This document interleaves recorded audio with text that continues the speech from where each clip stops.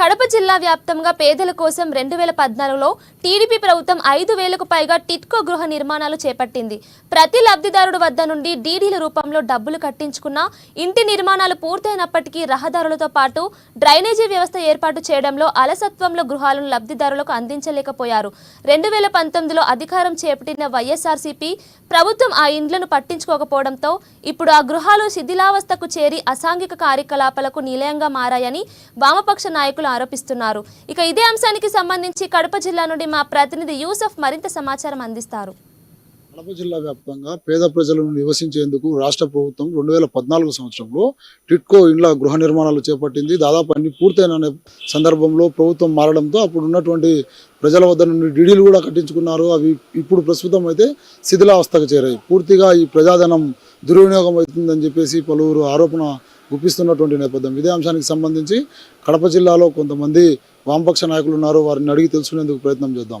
అన్నా, చెప్పండి, ఇప్పుడు ఆ ఇళ్లను ఏ విధమైనటువంటి సదుపాయాలు కల్పించి పేద ప్రజలకు అందించాలని చెప్పి మీరు భావిస్తూ ఉన్నారు? చంద్రబాబు ప్రభుత్వం తర్వాత జగన్మోహన్ రెడ్డి కక్షపూరితంగా వ్యవహరించడం వల్ల ఇవాళ 5 ఏళ్ల పాటు టిట్కో ఇండ్లు పూర్తి స్థాయిలో కడపలో అయితే సరోజినీ నగర్ వద్ద పూర్తి స్థాయిలో నిర్మాణం అయిపోయి లాస్ట్లో నీళ్ళ పైపులు వాటర్ కనెక్షన్ ఒకటి డ్రైనేజ్ సంబంధించిన వ్యవహారము, అక్కడ మౌలిక వసతులుగా ఉన్నట్టు కొన్ని లైటింగు అవి కల్పించకుండా కల్పించడానికి కనీసం లక్షల రూపాయలు ఖర్చు పెట్టకుండా ప్రభుత్వం కక్షపూరితంగా చంద్రబాబు నాయుడు కట్టించిన ఇండ్లను ఇక్కడ వాళ్ళకు మనం ఏమి ఇచ్చాంలే అనే దాంట్లో సంవత్సరాల తరబడి పెండింగ్ పెట్టి కక్షపూరితంగానే ఆ యొక్క ఏదైతే కన్స్ట్రక్షన్ చేసినారో ఆ నాగార్జున కన్స్ట్రక్షన్ సంబంధించి కావచ్చు, లేకపోతే ఇతర కన్స్ట్రక్షన్ సంబంధించి ఆ రివర్స్ టెండరింగ్ ద్వారా ఆ కాంట్రాక్ట్లన్నీ కూడా మళ్ళీ వేరే రీటెండరింగ్ పిలిచి దాదాపు టైం అంతా వృధా చేసి అప్పటి వరకు ఉన్నటువంటి అక్కడ కిటికీలు కావచ్చు, లేకపోతే అద్దాలకు సంబంధించినటువంటి ఇతర మెటీరియల్ అంతా కూడా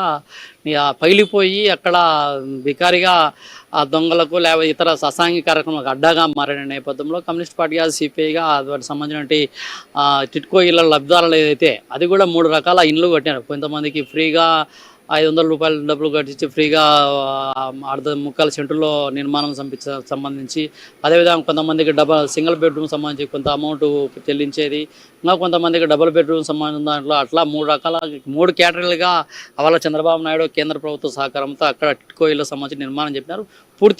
పూర్తి అయినాయి. మౌలిక వసతులు కల్పించాల్సిన ప్రభుత్వం కక్షపూరితంగా వ్యవహరించి వాళ్ళని నిర్వీర్యం చేసిన పరిస్థితుల్లో ఇవాళ ధనం అప్పుడు కమ్యూనిస్ట్ పార్టీ సిపిఐ అక్కడ ఆందోళన చేసి మేము గృహ ప్రవేశాలు కూడా అక్కడ నీళ్ళు అంటే పాలు వంగించి మీరంతా ఇక్కడ మిగతా మౌలిక సౌకర్యాలు మీరే కల్పించుకొని ఉన్నారని చెప్పి పెద్ద ఎత్తున రాష్ట్ర వ్యాప్తంగా పోరాటం పిలుపునించి అక్కడ సంబంధించిన అక్కడ గృహ ప్రవేశాలు కూడా చేసిన నేపథ్యంలో కేసులు కూడా రిమ్స్ పోలీస్ స్టేషన్లో అయిన పరిస్థితి. ఆ క్రమంలో జగన్మోహన్ రెడ్డి లాస్ట్లో కొంత కదలిక వచ్చి ఏదైతే వీళ్ళు డబ్బులు ఇంకా కట్టినారో వాళ్ళ దగ్గర ఇంకా కట్టించుకోవాల్సినవి ఎన్ని కూడా కట్టించుకొని ఆ లెక్కతో డెవలప్ చేస్తామని కొంచెం అప్పుడు లాస్ట్ చివరి దిగిపోయే మొమెంట్లో కొంచెం డెవలప్ చేస్తామని చెప్పి ఇప్పుడున్న కమిషనర్ చొరవతో అక్కడ మౌలిక వసతులకు ఇప్పుడు పేద ప్రజలకు స్థలాలతో పాటు ఇల్లు నిర్మాణం చేసుకునేందుకు కూడా వైసీపీ ప్రభుత్వం తాము స్థలాలతో పాటు ఇల్లు కూడా మంజూరు చేశాం, అవన్నీ కూడా అందుబాటులోకి వచ్చాయి అని చెప్పి చెప్తా ఉన్నట్టు నేపథ్యం. దీన్ని ఏ విధంగా చూడాలన్నా?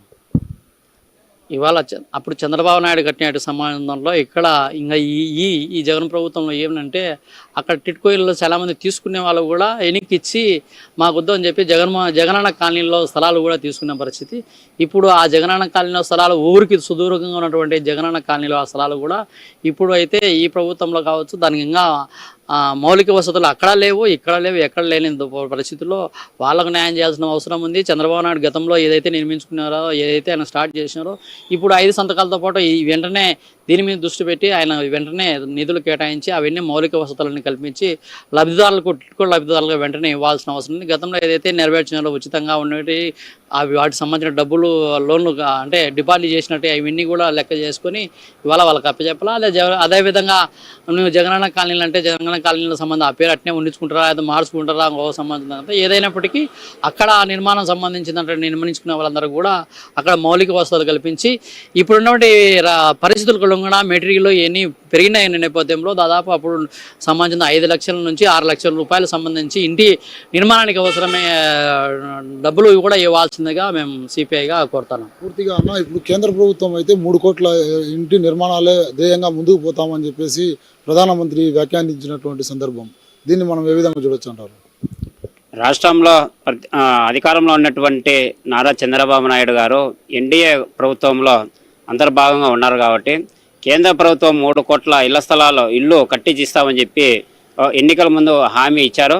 అందులో భాగంగానే తెలుగుదేశం కూడా ఎన్డీఏ కూటమిలో ఉంది కాబట్టి ఈ రాష్ట్రంలో చంద్రబాబు నాయుడు కూడా గత ప్రభుత్వము జగన్మోహన్ రెడ్డి గారు ప్రభుత్వంలో పేదలకు టిట్కో ఇల్లు పూర్తిగా దూరం చేసినటువంటి పరిస్థితి. 2014 అధికారంలోకి వచ్చిన తర్వాత చంద్రబాబు గారు పేదలకు ఇళ్ల స్థలాలకు అందరికీ ఇవ్వాలని చెప్పి ఉద్దేశంతో టిట్కో ఇల్లు ఎన్టీఆర్ గృహాలకు సంబంధించినటువంటి ఇళ్ళన్నీ మంజూరు చేశారు. తర్వాత 2019 తర్వాత జగన్మోహన్ రెడ్డి అధికారంలోకి వచ్చిన తర్వాత పూర్తిగా నిర్లక్ష్యం చేయడం జరిగింది. ఆ టిట్కో ఇల్లు కూడా శిథిలావస్థకు వచ్చినటువంటి పరిస్థితి. మౌలిక వసతులు, రోడ్లు లేవు, డ్రైనేజీ లేదు, పూర్తిగా నిర్లక్ష్యానికి గురి చేశారు.